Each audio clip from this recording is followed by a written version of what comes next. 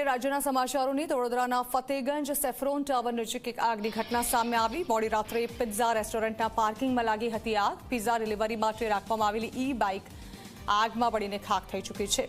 Pizza delivery માટે ઉપયોગમાં લેવાતી 26 બાઇક સળગી છે। તમામ બાઇક આગમાં ભડથું થઈ જતા લાખોનું નુકસાન થયું છે। શોર્ટ સર્કિટને કારણે આ આગ લાગી હોવાનું અનુમાન સેવવામાં આવી રહ્યું છે।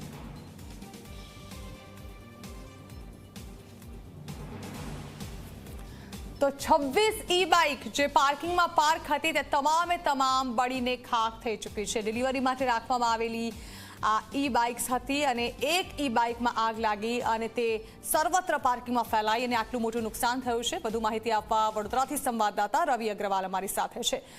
રવિ, આગની ઘટના તસવીરો પણ જોવા મળી રહી છે જે સમયે આગ લાગી અને એક તસવીર અને બીજી તરફ જ્યારે આગ લાગીને બુઝાવી હતી અને ત્યારબાદ જે તબાહીના દ્રશ્યો સામે આવ્યા તેની તસવીર જાણવા માંગીશું શું હતી ઘટના અને ત્યારબાદ શું આર્થિક નુકસાન થયું છે ત્યાં?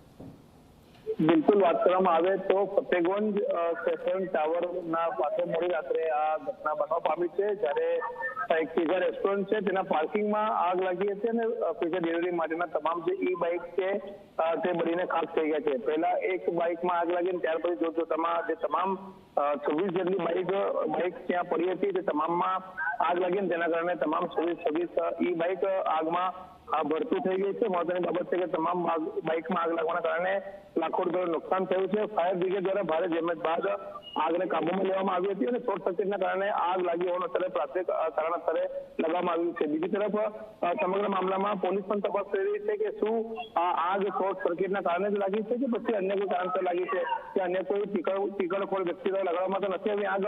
તે તમામ દિશામાં અત્યારે પોલીસ પણ તપાસ કરી રહી છે। જી બિલકુલ રવિ, આભાર।